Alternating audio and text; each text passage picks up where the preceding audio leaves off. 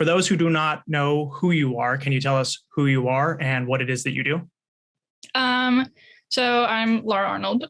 I am not, though it looks like I'm in a college dorm, like you said earlier. I'm actually, I guess it's almost 3 years out of college now. And I kind of work in media, branding, photography, production, just kind of like the umbrella term of like creative stuff. And I kind of started the Instagram that you found me on at the very beginning of the pandemic to just kind of catalog outfits that I wasn't wearing at the time anymore because no one could leave their house. And it kind of took off from there. And now I'm a lot more involved in the menswear community in general, both kind of on the influencery side and the kind of like, I guess, business corporate side of it as well. Okay, interesting. You said business corporate side. In what sense are you involved in the menswear industry? Right now I work for what's kind of like labeled a menswear brand, sort of.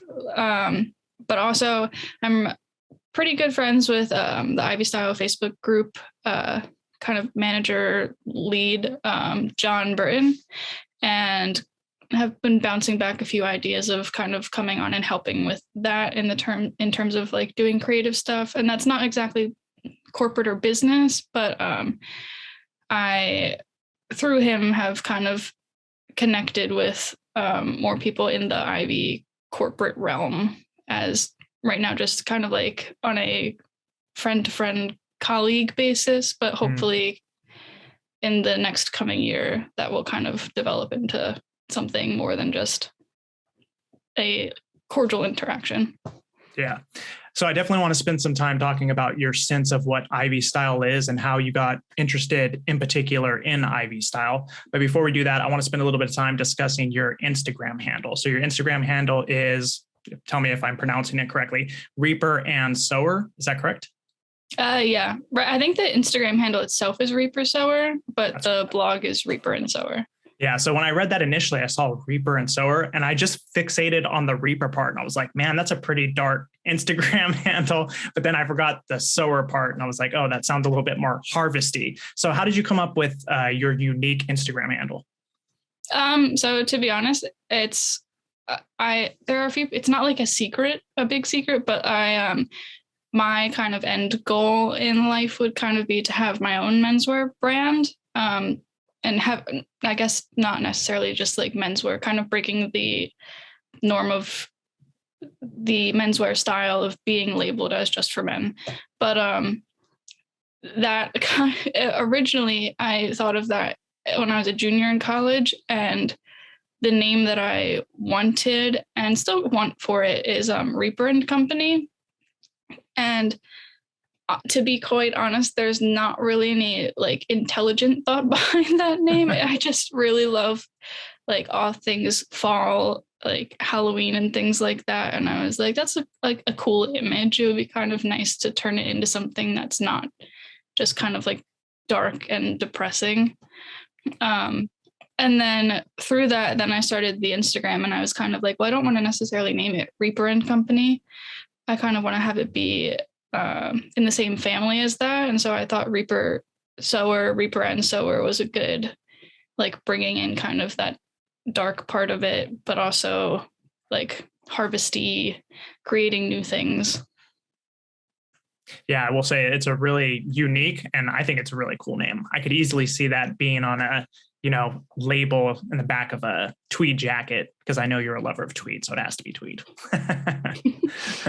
So I want to spend a little bit of time discussing your specific journey. So I went through and read your blog yesterday, and it was very fascinating because you talk in one particular blog about your, you said it started your journey started in 2016, and here we are in 2001, and you have made a lot of drastic changes in that period.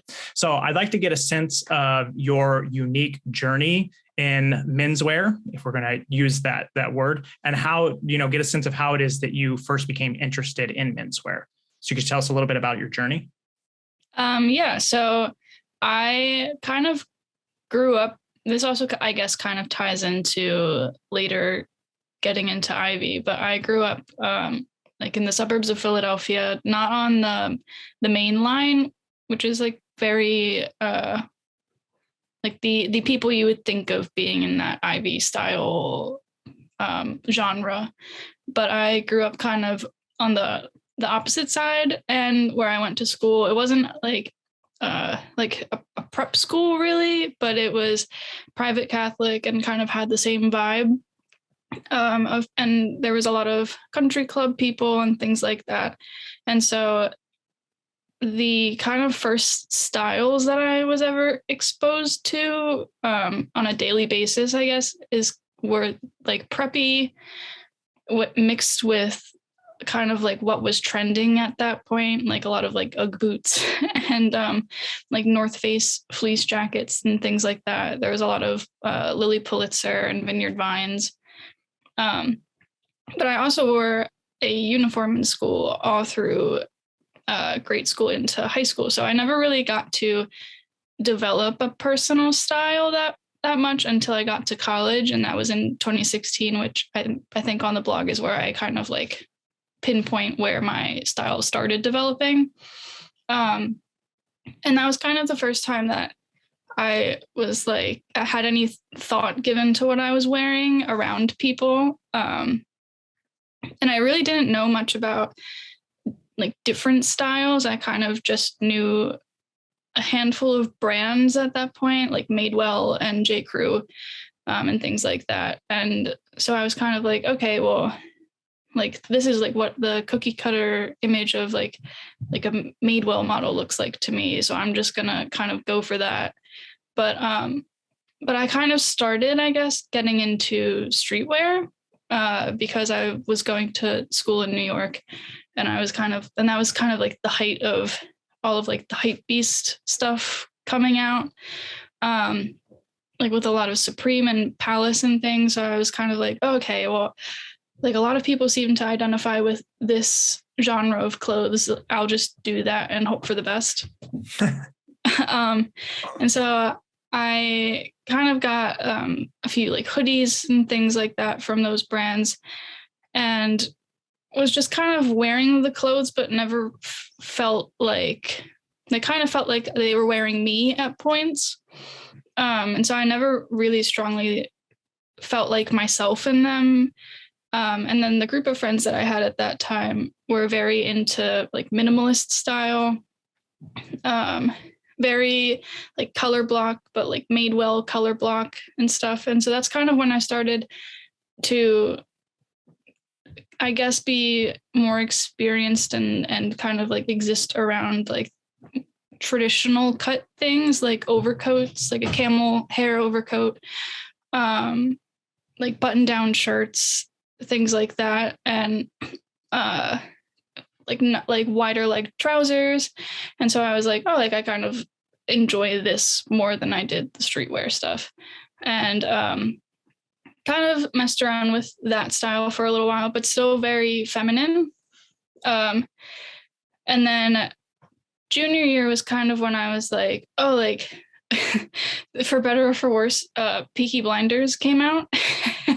And I watched that and I was like, wow, like I just really love the style of clothes in this, which I think a good number of fans of that show can identify with that.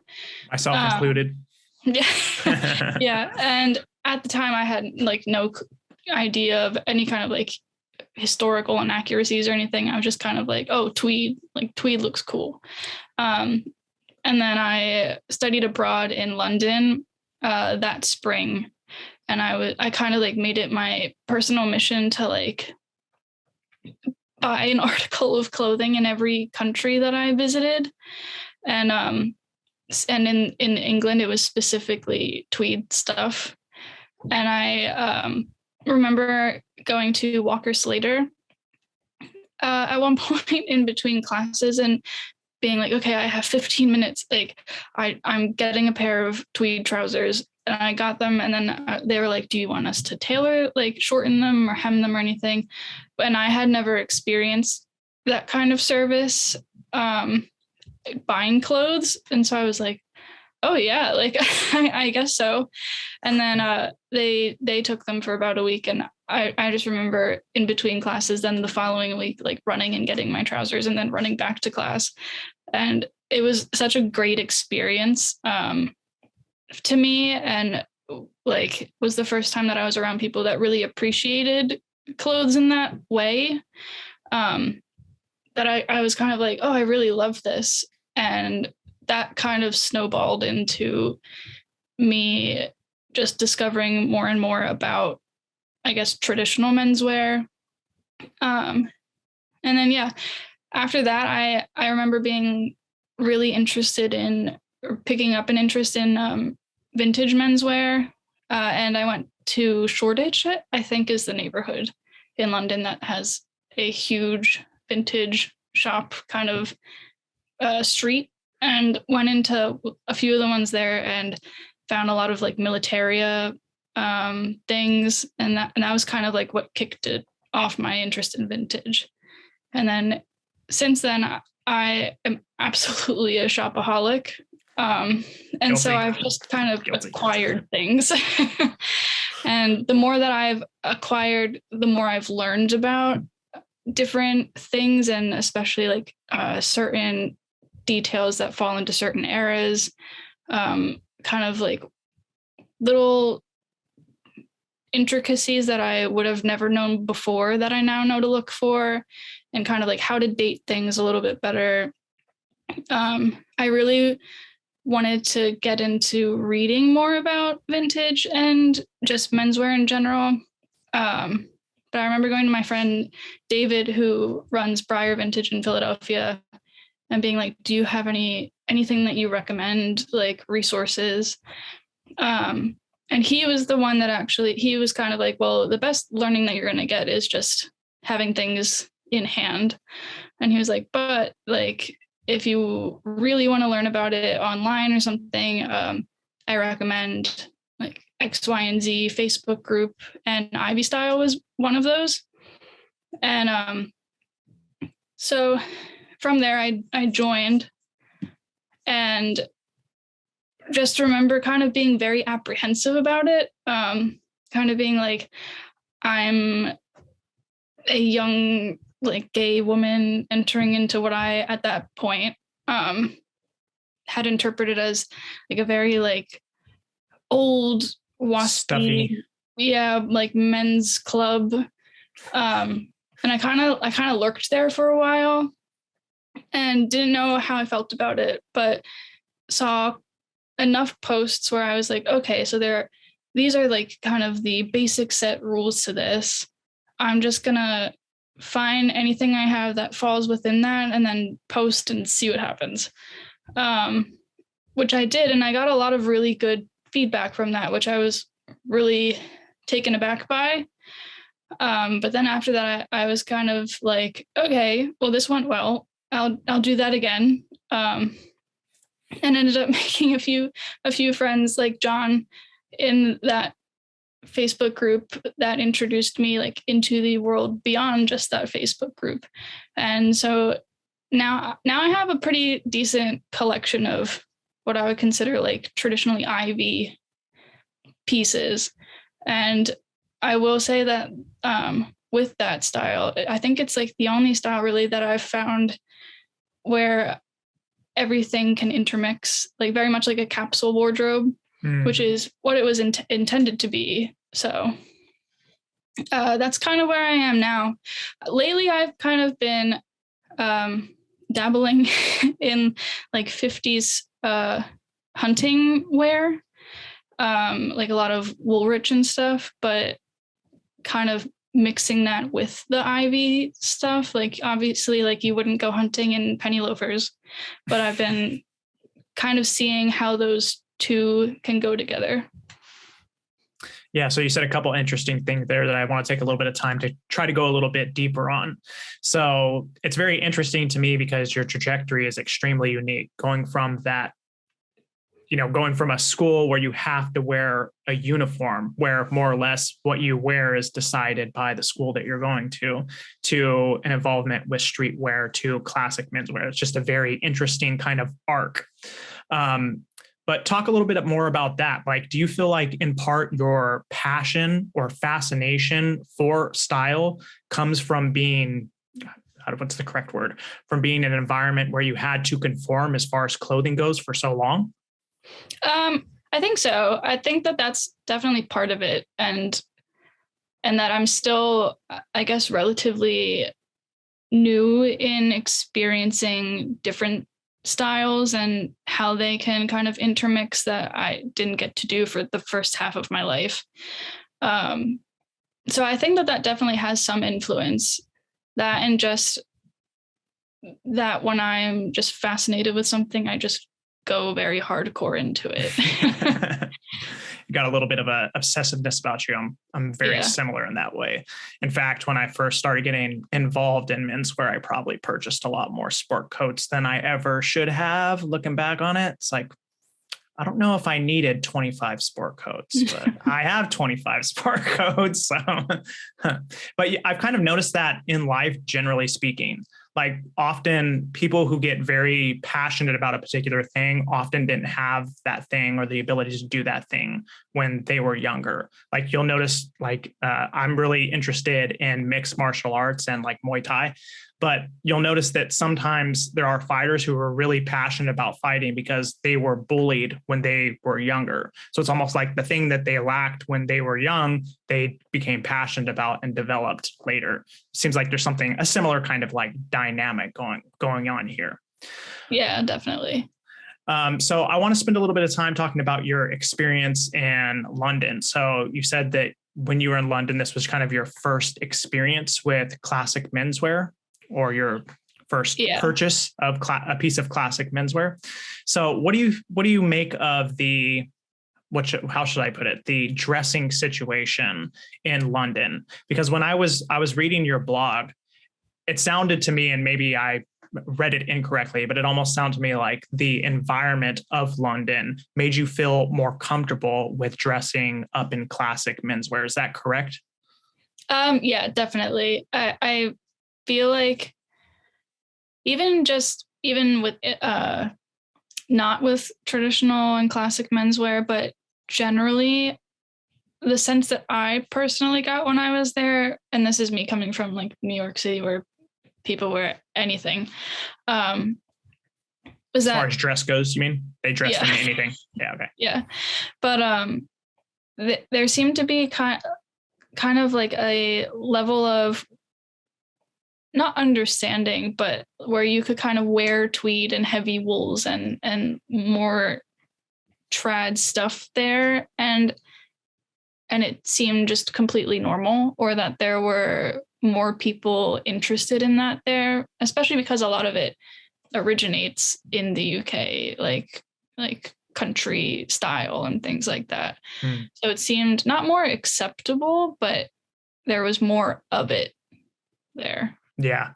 It seems like it would just be a lot easier to dress as well as you do in an environment where, other people are dressed that way. I have something of the opposite problem in the city that I live in. I live in California. I live in a town called Bakersfield, and like almost nobody dresses in classic menswear. And I work at a university and also at a junior college. So you would think you would see it more there, but even here it's pretty rare. So I can imagine, like, I probably would have got a lot interested in classic menswear a lot sooner if I had been, somewhere where people were wearing it. Yeah. Yeah. And I feel like that's one big, not problem, but issue that I think some people struggle with, of breaking into classic menswear and other styles, but that I've heard of people being like, oh, like that looks great, but I could never wear that because in my environment, like there would be too many people staring at me. Like, I don't want to draw attention to myself and things like that, which I personally feel like I have kind of had those same fears and things that held me back, but also kind of outweighing that is me going from very feminine when I was younger to dressing significantly more masculine and having short hair now and things like that, where I kind of felt like anything that I wore, I would be looked at or have that fear of just anything. So I was like, well, if I already have that in the back of my mind, I might as well wear what I want to wear doing that. Yeah, that's kind of one of the questions I wanted to focus in on too, was asking you like what specific barriers you experienced as a woman getting involved in classic menswear.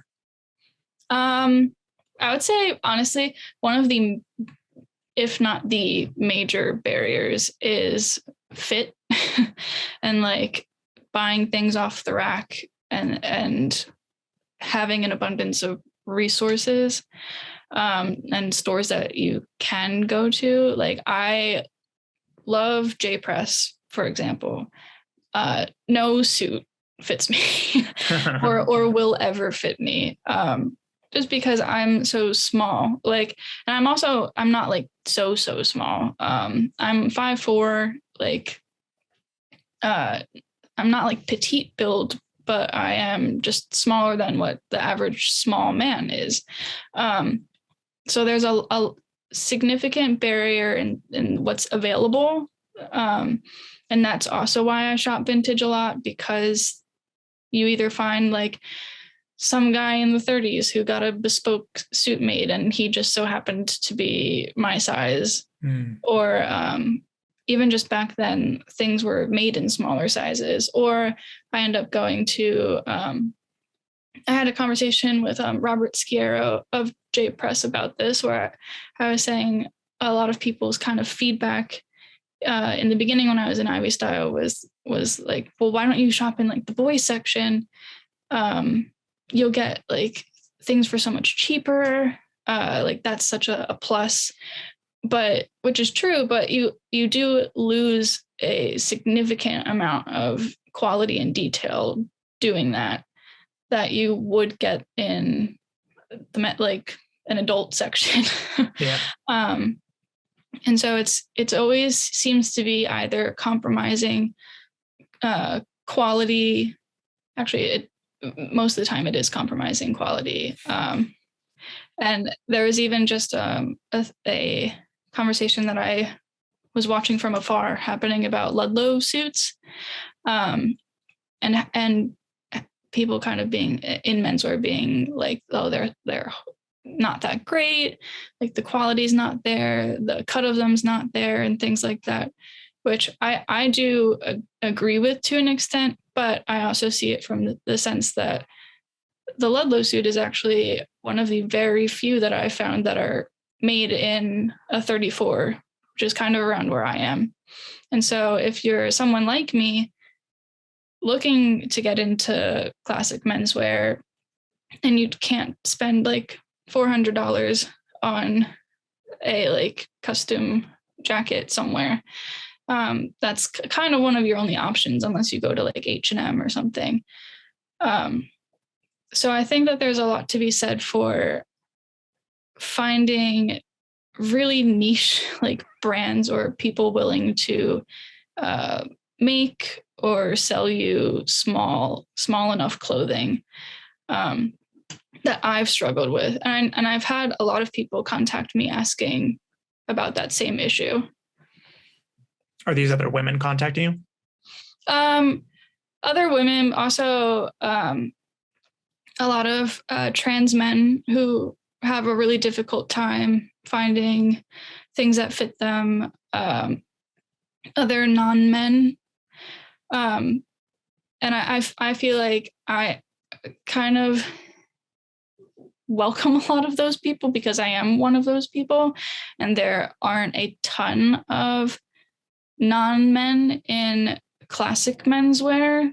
There are a lot of non-men and non-masculine identifying or non-feminine identifying people who are in menswear but very mainstream. I have only found really like a handful that are in menswear, not mainstream menswear, not streetwear, who are, I guess, a resource. There's a lot of people that post things, but they're not necessarily a resource for other people. So it's really just finding things is the most difficult part. Well, I guess that kind of tees up the next question I was going to ask you.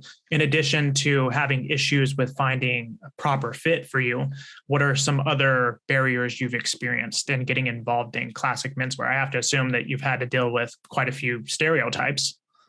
Yeah, definitely. It's been a lot less than I had first anticipated, which I'm very thankful for.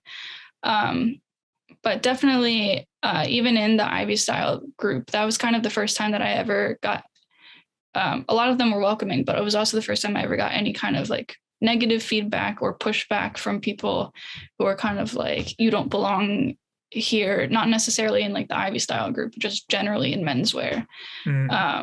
This one guy even went so far as to say I looked like a ventriloquist doll. And I was like, oh, but I would say generally I've gotten really good feedback and have been very welcomed into those spaces. Sometimes I do feel on the periphery of different discussions and things, especially of people not even necessarily intending to be exclusionary, but like language kind of like the boys club, or like throwing fits is one of my favorite Instagrams for like memeing menswear, but even that, where it's very welcoming and supposed to be jokey and like a fun, feel good environment, can sometimes just based on language and subtleties still feel exclusive to people who aren't men in menswear. And not in the sense where I ever get offended or like feel really left out of things, but just where I'll stop for a second at points where regular men would not. But yeah, overall, Can I pause you there for a second? So you say stop at points. What do you mean by that? I guess stop like reading certain sentences or certain context of things, and stopping and being like, oh, that doesn't include me, or that's a different experience from how I felt about this, specifically rooted in not being a man. If you don't mind me asking, I apologize. I'm just trying to get a real good sense of what it is that you're talking about. Can you give me an example? Oh God, so for example, I forget who I was talking to, but we were in a discussion about button stance, and how that was, someone was like, I just really prefer a higher button stance on a jacket, even with like 3-roll 2 things, and then being like it fits well. Like that's like the perfect fit like for the torso, like in terms of like proportions and like chest and everything like that. And how I was kind of like, well, you've never had to deal with having boobs. Or like, and kind of being like, that's a completely different experience that I have never had. And just thinking about something as simple as button stance completely differently, just because of being a woman versus a man, even on a men's jacket. So things like that, like subtle things that I wouldn't even kind of think of until I was in a discussion about them. Interesting. So I want to go back to the first part you were talking about concerning fit. There was a question that I really wanted to ask you that I didn't get to. What do you have to do in terms of tailoring in order to get your garments to fit? I assume that most of the stuff in menswear is created, as you said, for men. So what specifically do you have to do to those garments so that you can fit into them and wear them with ease? So I would say about 80% of what I own is tailored. And usually it's pretty simple, like shortening pants, definitely shortening sleeves on things. I've never really had to do anything super crazy.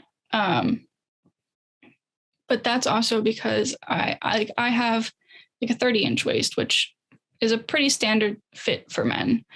But I know of friends who have like very petite figures, like a 27-inch or even like a 24-inch. And a lot of menswear is just not cut that way. So there's a lot of tailoring that goes involved.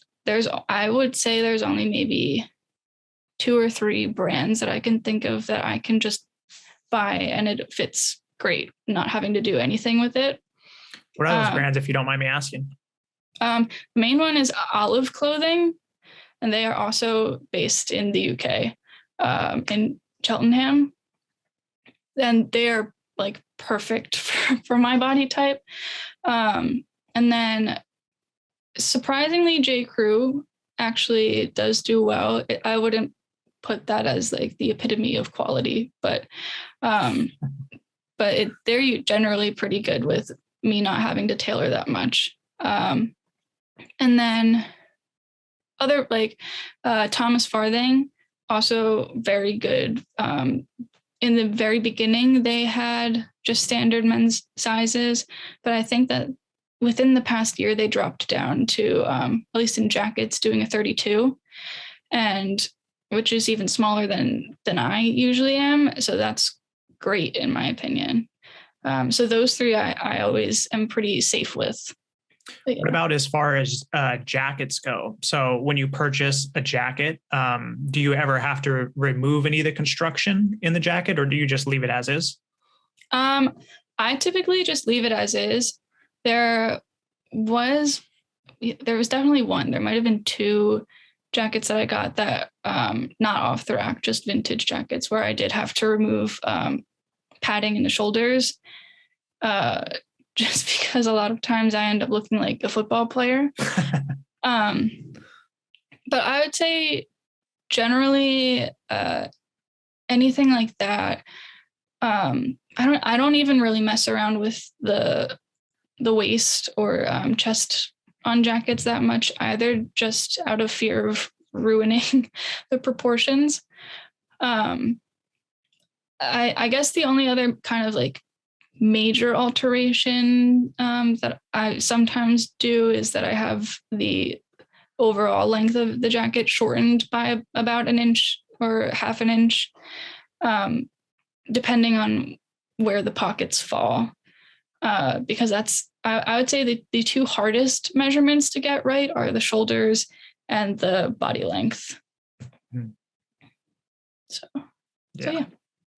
It seems kind of interesting if you look at like I don't know a lot about the history and development of menswear because I'm still really fresh in menswear, but I've been watching lately a lot of 90s shows or shows that are set in the 90s, and I don't know how historically accurate they are. For example, I've been watching a lot of HBO series called City on the Hill. Have you heard of the show before?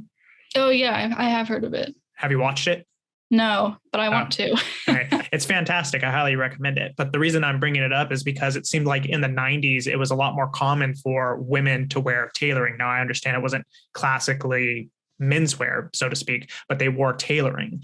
And it seemed at that period in time, they were really comfortable with having plenty of padding on the shoulders. It was probably true in the 80s as well, but I might be a little bit off on my history. But it's just kind of interesting looking at like the way that style has developed over time, where at one point that was considered to be acceptable for reasons I don't necessarily understand, whereas now it's not so much. Do you have a perspective on that? Any sense why we transitioned in that way? I have a pretty above beginner base of knowledge of kind of menswear and vaguely women's wear, but I'm not going to say take my word for anything without fact checking it. But I think that kind of once you get into the mid 50s, that's really like when you kind of start to see, at least going back through magazines and things, the big shoulder pads starting to come into play, and kind of diverging from the very well, by today's and those time standards, small lapel width of like the 30s. And I don't know necessarily why that was, but my best guess of with what I know is that people just wanted something different than what their parents were doing, and kind of what the previous decades had. And that was also kind of the introduction in the 50s of not other styles, but you had like rockabilly and things like that. Whereas before that, it was really just like bland, for lack of a better word. And I think that then going from there as a jumping off point of kind of diverging from what a lot of people consider as like the heyday of really classic and traditional tailored menswear. I think that the wide lapels kind of carried on through the 60s, dropped off a bit, since there was a lot of like 60s does 30s things, and then really shot back up in the 70s at like full force, and then into the 80s. And I think that that's kind of when women were wearing pants more and things like that, and had the ability, like with the way that society was going, to kind of experiment more with style. And I think even for like straight, cis, very feminine women, kind of dabbling with menswear can be really fun, and can make statements and things like that. And so I think that the 70s, with all the shoulder pads and stuff, a lot of women started to get into that and like wearing just oversized things. And I think that kind of dropped back going into the 90s. There was still a bit of it, but from what I'm seeing right now, there's a lot of like Gen Z interest in the 70s and the 80s again. And those kind of like the oversized look, just in general, not even with tailoring, is really coming back. And even just like on the street, like yesterday I was walking and I saw a girl wearing like a massive jacket, men's jacket, even like a little bit too big to just call like oversized. Super oversized. Yeah. Yeah, like swimming in it, but wearing it belted, like things like that. Like I definitely see it coming back, at least in women's wear.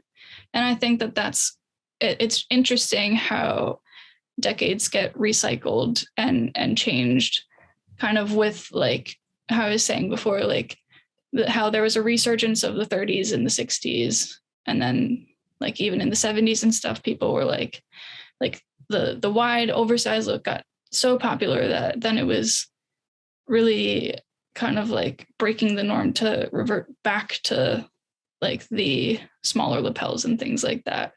And so I think we got really into small things, like with like skinny jeans and like tight clothing and tank tops and things like that. And now it's doing the reverse of bringing back oversized and shoulder pads and things like that.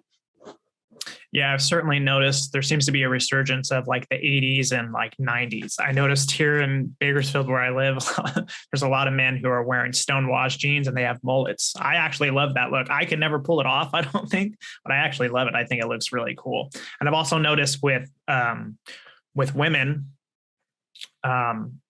some of my students, even they're starting to wear like a lot more baggy jeans. And it reminds me of like the early 90s where the jeans are almost like too large and they're hanging over the shoes and like the bottom, cuff is all ripped and everything. Yeah. So I have noticed that as well, but I want to speculate a little bit because I've been thinking about this. So this is the first time I'm going to try to articulate this out loud, but I suspect that at that period of time, the 80s, 90s. If I have that correct, I might have that incorrect. But I think part of what was going on is that clothes were interacting sort of with the social milieu, because women more and more were becoming part of the workforce. So they were, generally speaking, kind of moving into, men's spaces. And I think that their clothing started to reflect this kind of masculine form. If I'm using this language incorrectly, please feel free to correct me at any point. I'm trying as best as possible to articulate this. But it seems like the construction of the tailoring was intended to give a woman a powerful appearance. Broad shoulders, a tapered waist, which is kind of like what we would consider probably to be like the ideal masculine form. It seemed to me like there's something going on socially, an interaction between the social milieu and the clothing that the women were wearing at the time. And then I try as best as possible to like reflect on the present and like think like, well, what is the way that the clothes are constructed now say about the social milieu? Do you think that there is a connection there, or do you think I'm way off the mark? No, I think that there's definitely a connection there. And even taking it further, like how you were just said that kind of menswear was the form that is sought after for power dynamics and just the whole of society and living in a patriarchy and things like that.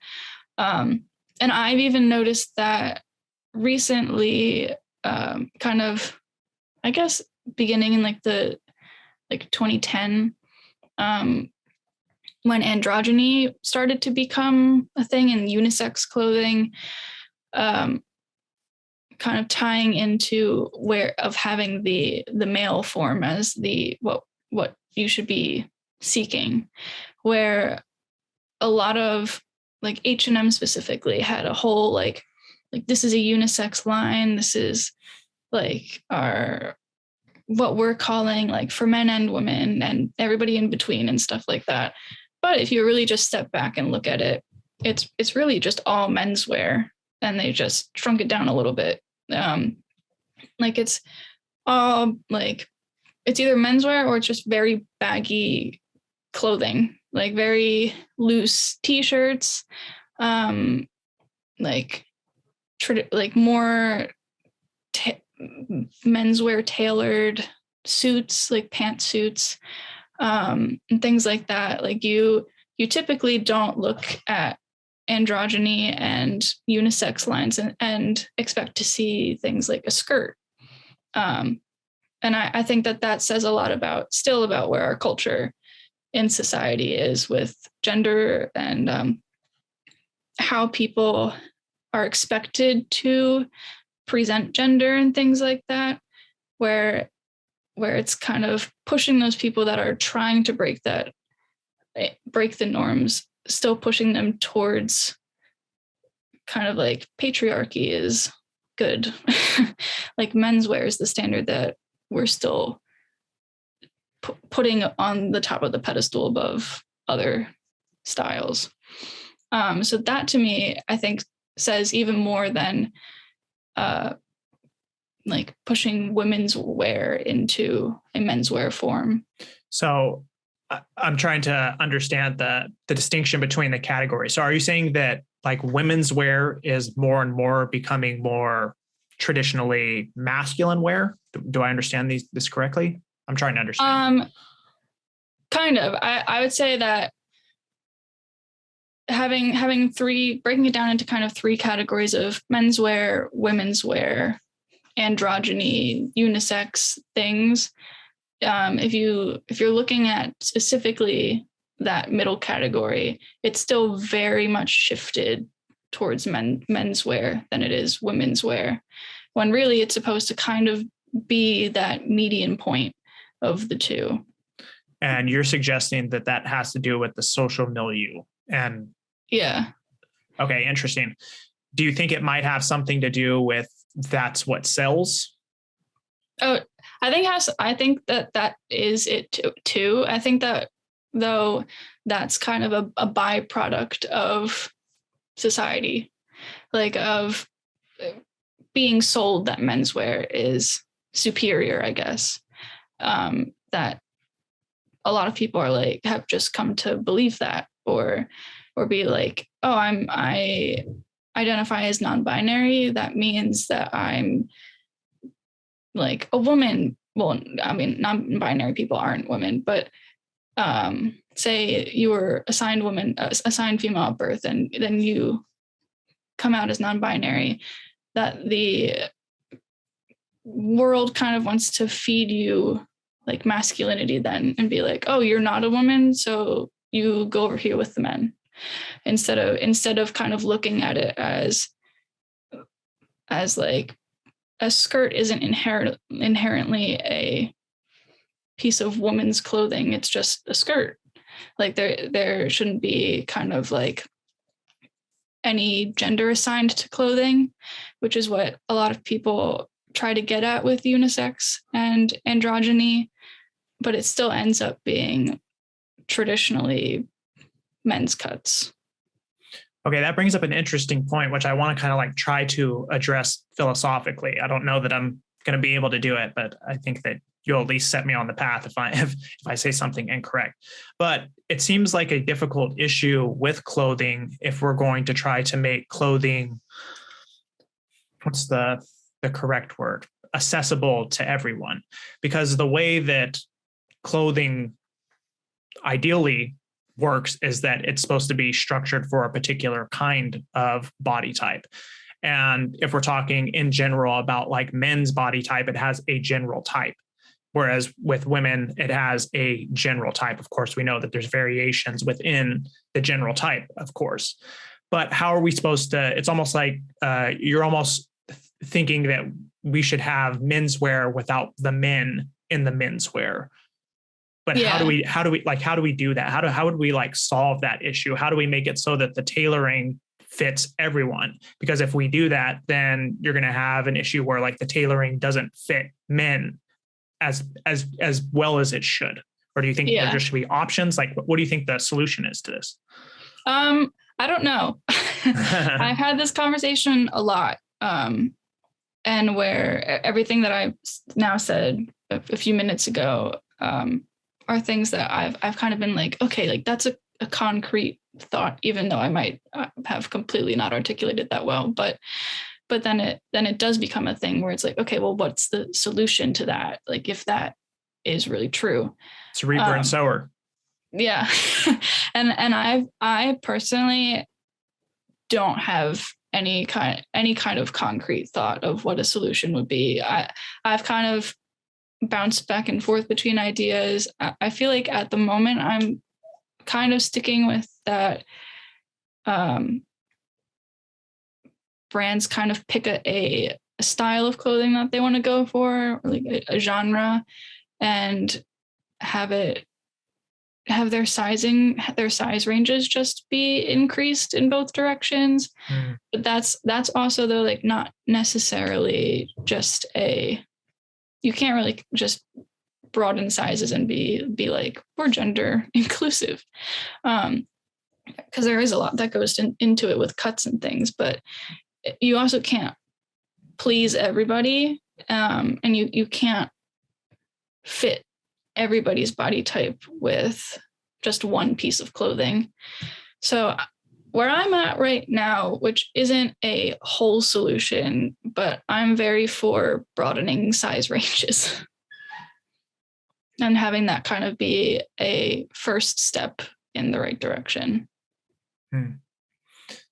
Alrighty, so I want to go back to your journey a little bit. So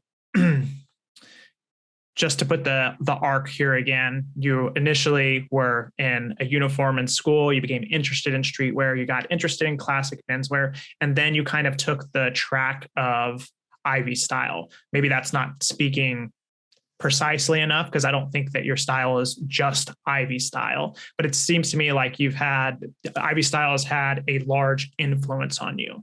So I want to talk a little bit about that. But before we do, could we talk a little bit about like what your sense of Ivy style is? Like, I'm not expecting you to give necessarily like a definition, just in general, what do you think Ivy style is?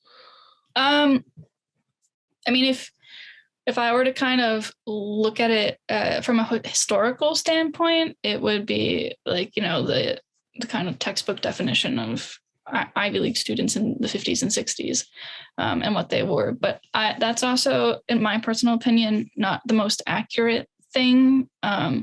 Because if you look at things like Take Ivy, the photos and kind of testimonies to what students were wearing was very cherry picked. So that obviously wasn't everybody at those campuses. But kind of keeping that in mind, I do think that it was a very popular, what I would consider the style is a very popular subgenre of 50s menswear. Because there are other genres like hunting and things like that existed at that time. And having it be primarily with college students on the East Coast. But if you kind of talk to more people that are Ivy enthusiasts, there's like West Coast Ivy and Southern Ivy, which kind of shift away from that very like straight to the point, like this is the list of things that fall in this canon and that's it. Which I think is really cool having those distinctions.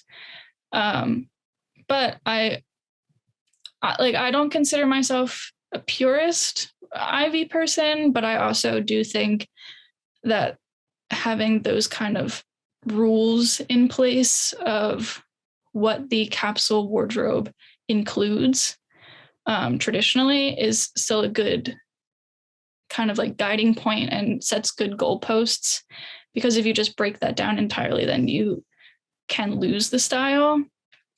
But also at the end of the day, I personally kind of think of Ivy as like kind of an aura that your outfit gives off. Like I've gotten into a lot of arguments with people about are pleats Ivy and things like that, and a lot of purists will be hardline no, but at the same time, like I always come back and I'm like, okay, well, like look at this picture of this outfit and there are pleats, and then like look at this other picture that technically everything is correct, but tell me which one looks more Ivy.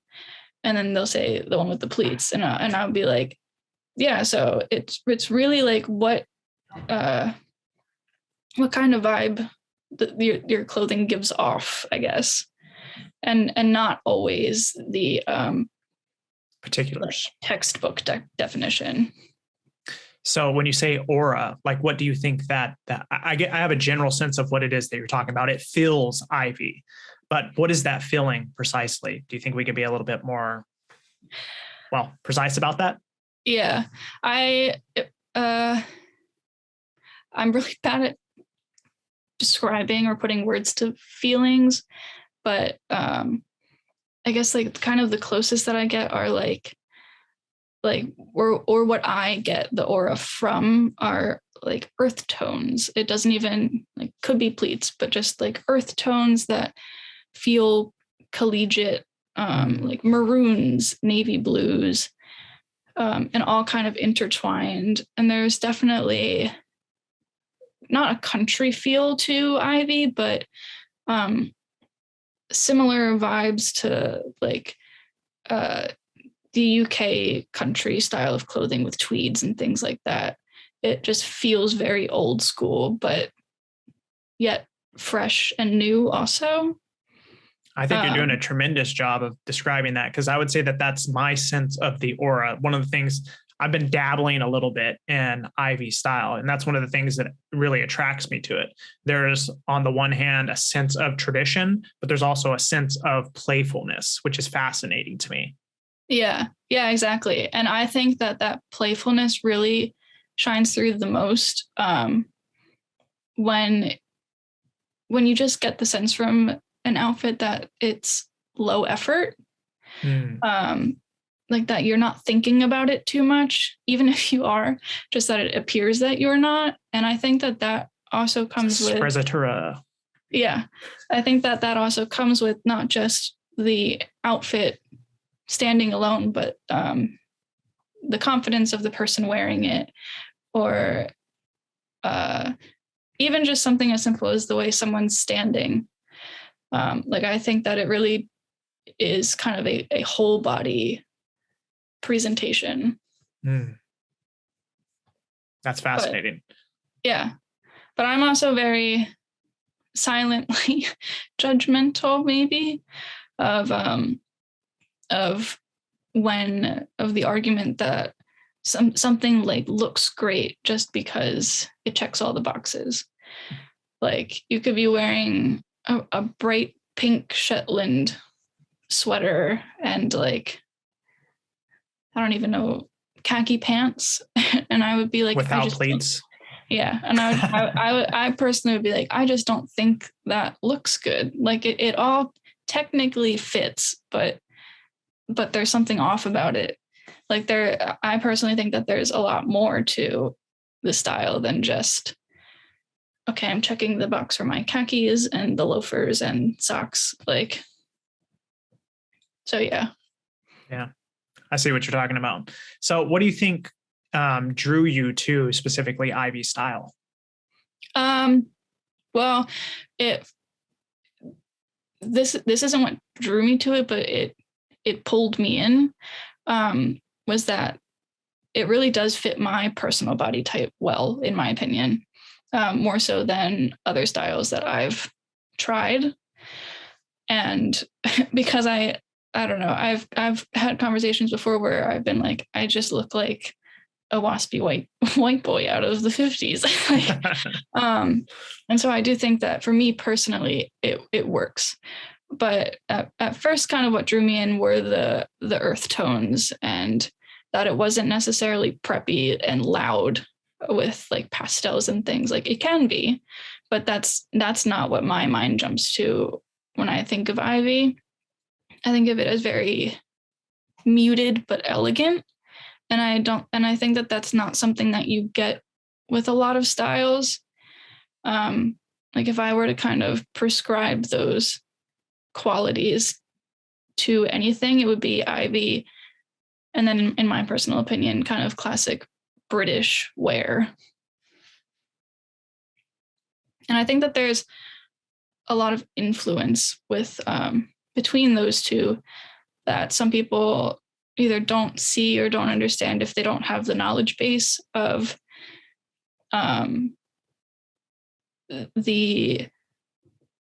it's completely different there. I know that they're not called private schools there. I think they are called public schools there, which is the equivalent of our private school. I could be wrong. But the schooling in the UK and kind of like the elite dressing of the UK has a lot of influence on kind of Ivy style and things, like with the tweeds and just the overall entire appearance, and even the OCBD that it came from, cricket shirts and like British sportswear, going back. Like, I think there's a reason why I think of those two as very similar. Is there anything else that drew you to it? I guess what I'm getting at here is it seems to me like it would be a very natural transition for you. So coming from, someone who was very interested in street and athletic wear and then became interested in classic menswear, it seems like a really good fusion for somebody who has that kind of dressing background. Like, it seems like a very natural fit.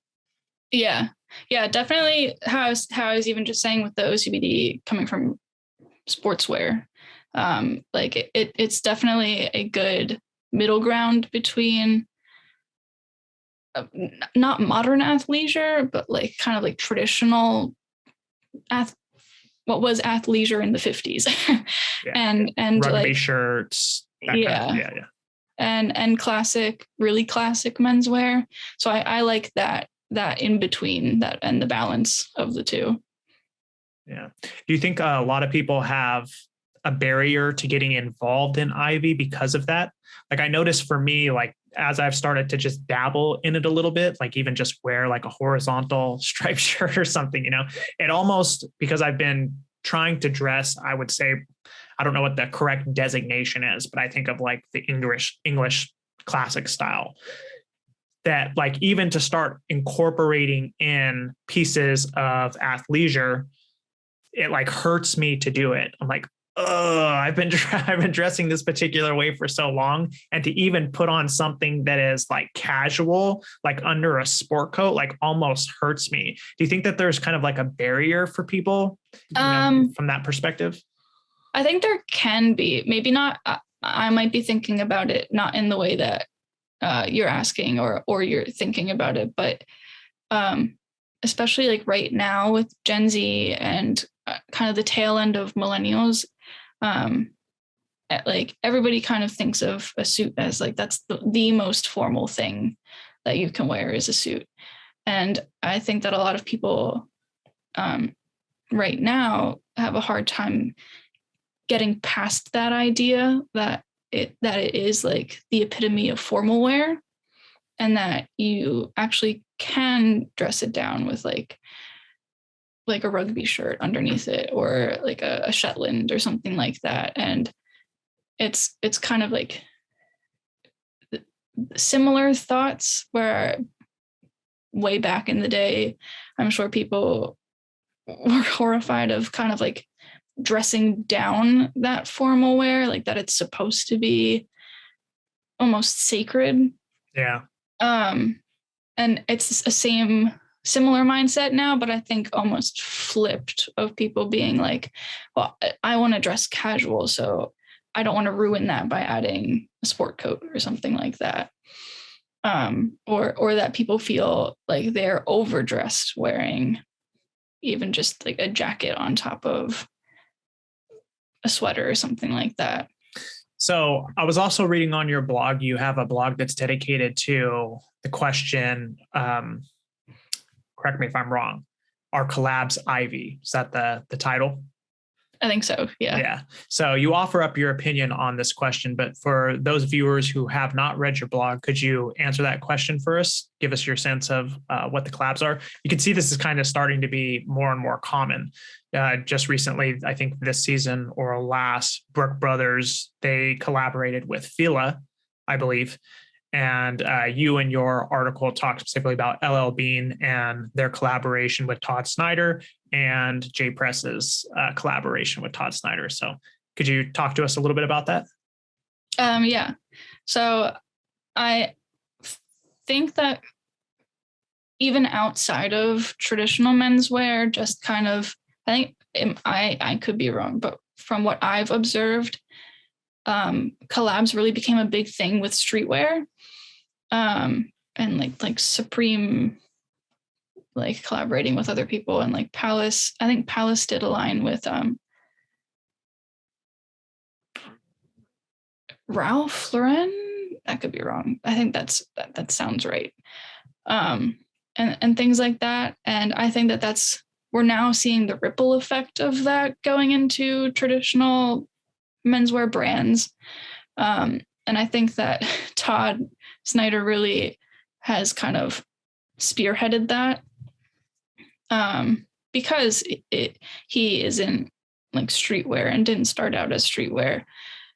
And yet I think that a lot of, not his success, but a lot of what he has become known for are the collabs, not just with LL Bean, but the one with Champion that he did really kind of like pushed that idea of collabs into the spotlight for non-streetwear menswear.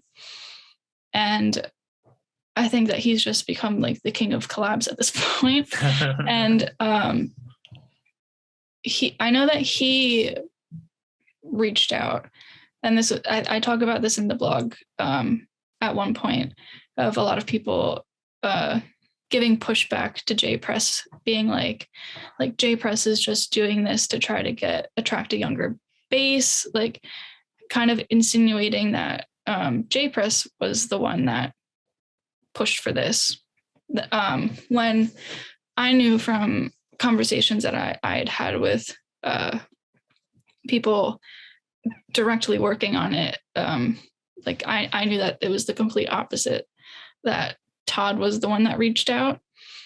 And so I thought that it was really interesting to see that reaction of people kind of being like, no, your J Press is doing the wrong thing by lowering themselves, kind of like in the way that they understood it. And the same thing. Lowering, you interpreted lowering to mean like what?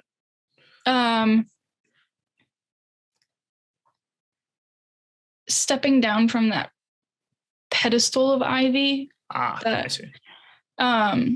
Which I think there were similar sentiments about Brooks Brothers and the sportswear, and even Brooks Brothers' own personal line of athleisure. And I think that a lot of people in the classic menswear world are very nervous about their kind of golden brands losing what they were almost, which in reality, we've gotten to a point where like they aren't even what they were in the heyday anymore. So it's kind of holding on to something that's not even super accurate in their minds.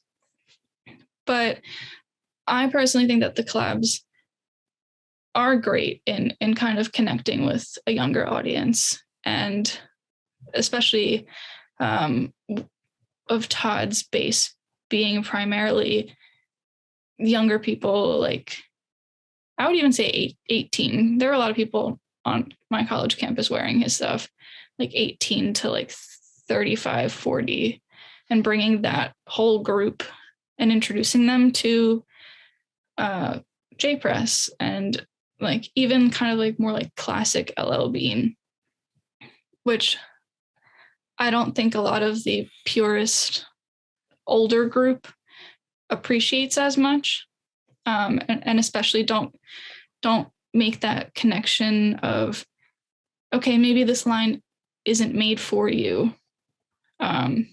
Like maybe you're not meant to like it, kind of, because that group isn't the target market, and it's shifting away from them. And so I think there's a lot of fear in the collabs of losing that tradition and history, but I think that that's all still there. It's just existing around the new stuff. What do you think is the motivation on the part of these companies to do the collaboration?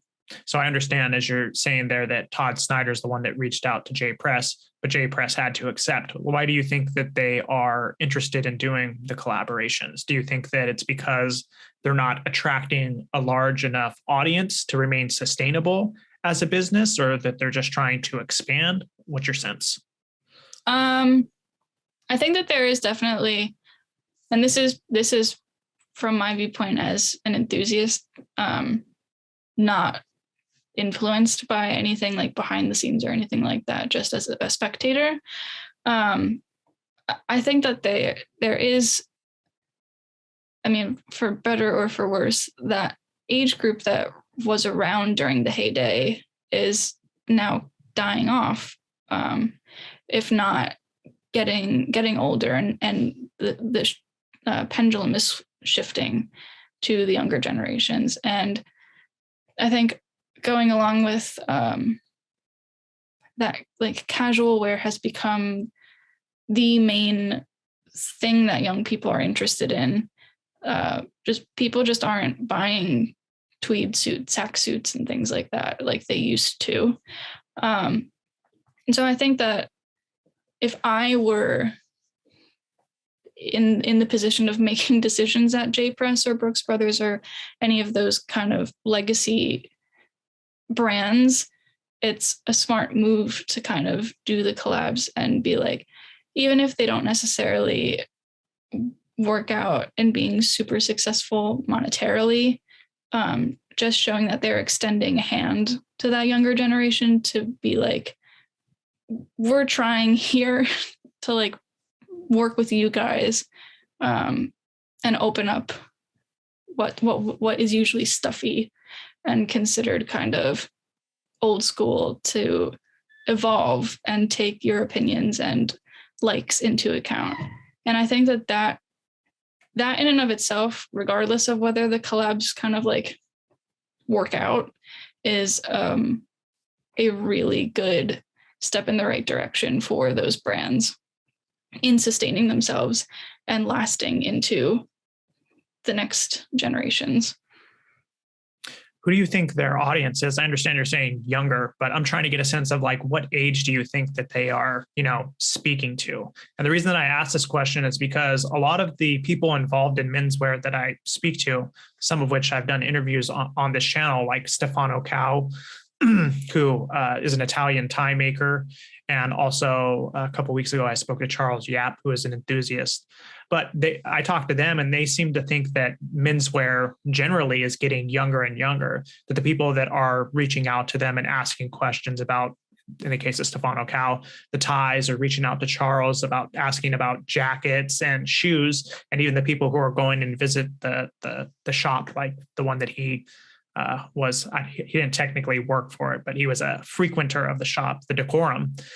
He said that the audience is getting younger and younger. So I'm wondering, like, well, who is it that these collaborations are supposed to speak to? I personally, I could be completely wrong because I don't know any of the numbers or statistics or anything concrete, but I personally think that it's shifting to targeting college students and people just out of college up to like 35. But it also has to take into account the kind of the prices of these pieces. I didn't consider that. Yeah, because I don't know many recent college grads who can afford like a tweed jacket. A tweed jacket or like $1,000 suit, like things like that. Like a lot of my peers that I graduated with, it was just you go to H&M and then you get a suit, a black suit, and then have it tailored a little bit to fit you better than it did off the rack, and then call it a day.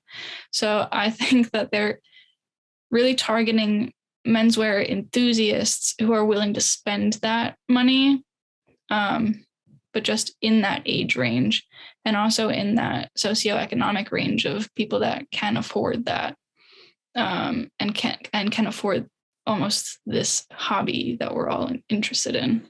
Yeah. What do you think that this says, these collaborations, what do you think it says broadly about the direction of menswear, if anything? I think that it really speaks to kind of the walls separating casual wear and formal wear, that breakdown of those barriers. And you'll see like a lot more mixing of those two, not styles, but distinctions, especially because you have kind of like very casual brands collaborating with very formal brands, or even with streetwear brands, like New Balance, I consider to be a very classic, like modest, understated kind of sneaker, and them collaborating with like high-end streetwear brands and things like that. It's just a very interesting crossover, not even just from a formality standpoint, but getting into socioeconomics, kind of how you have like a traditionally $50 sneaker now collaborating with a huge streetwear brand, and suddenly it's $300. And what does that say about how we value brands, and what does that say about how we value general quality of things? And I think that there's a lot of intersectionality of specifically quality, formality, styles, and it's all kind of a melting pot, and kind of slowly growing as a melting pot. I guess that kind of tees up the next question I was going to ask you. Where do you see menswear going in the next say 5 to 10 years? Do you see us becoming more and more casual post-pandemic? I don't know. Are we in post-pandemic? I don't know where we're exactly at in relationship to the pandemic, but I keep saying this word and I don't know that the pandemic's ever going to end at this point. But post-pandemic, where do you see menswear going in the next 5 to 10 years after the pandemic, I should say? I personally think that there's going to be an uptick of interest in more formal wear, which I use that term loosely, like sport coats and things like that. Maybe even ties, definitely button-down shirts, but worn in a very casual way. More so than it is now. I think how we were saying previously about the resurgence of like the 90s and 80s will come to an end eventually. And I'm very interested to see what takes its place. But I think just kind of generally, I see it moving in a more formal direction, but not too much. Not suits and tuxedos. Yeah. Yeah. But I also could just be blinded by like my own wants. Yeah, I definitely have that bias as well. I was talking with a friend of mine. I was like, I spent too much money on menswear for this to go away. So I hope people still have the desire to dress up. Yeah. So you think that in response to people not dressing up, a consequence of that was that they'll start to want to dress up, but they won't go super formal. They'll just step it up in small ways. Yeah. I would say so. But going along with how I was saying, just joking about me maybe being blind to it, that's also something that I've tried to keep in mind with developing opinions and things on menswear is really what is someone who's not involved in this at all, like thinking is the future of it, or thinks about this aspect of it, like kind of almost trying to mute that knowledge and experiences that I have now to really look at it as like a clean slate, which I think can be really difficult. But going along with that, I still do think there will be a little bit more formality in what people wear. Yeah. Well, let's hope.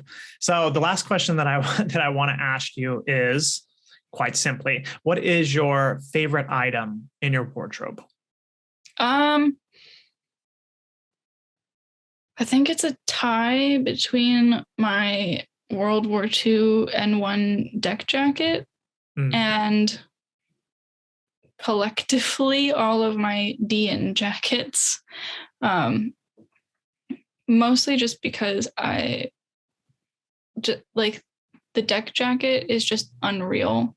Not just mine, but just N1 jackets in general. Just the density of them, like and quality, and that they're really built to take as much hardware as possible is just incredible to me. Like the construction of it is just remarkable. And then having that kind of tied with the DN jackets, I just have a soft spot for DN. Like I love all of their things, and they're also one of the few brands that I have come across that is really made for a range of body types and fits me well. And so, I did a blog about them too, of their recent women's collection. And so I have one of the jackets from that arriving at some point. But I'm looking forward to that a lot. But yeah, I would probably say on the deck of some ship. Yeah. But collectively, all of those combined. Would you say that it's your most utilized piece? Yeah. Especially the DN jackets. I wear one specifically, one of their club jackets. I wear it every day to work. So, and that's rare for me to wear something that often. So. Yeah, I've kind of caught myself in the same place. Like the most utilized item that I have right now is actually a parka. Living in California, I didn't think that would ever be the case, but it's been a cold winter. So I've worn that item more than anything else in my wardrobe. Well, I think that covers all the questions that I had for you. Before we go, is there anything that you wanted to let the viewers know? Nothing off the top of my head. This is the first spoken interview that I've done, so I apologize if some things just don't make sense coming out of my mouth. But hopefully I was able to articulate some of my thoughts clearly. I would not have guessed that this was your first interview, to be honest. Oh, really? Oh, good. So for those who don't know where to find you, can you let them know where to find you? Yeah. So Reaper Sewer, that's the main handle with all of the menswear and stuff like that. And that also has the link to the blog in the bio. Other than that, if you're into photography for whatever reason, and want to see things about me that aren't clothes related, my kind of like what I consider my personal account is just Laura Arnold, but the O in the Arnold is just an X. So. All righty. And I'll make sure to put those down in the description so that they can access those. Yeah, definitely. Okay. Well, I just want to say thank you very much for taking the time to come on and speak with me. I greatly appreciate it. I know that it's getting late there in New York, so I hope that you have a wonderful evening. Yeah, you too. Thank you for having me.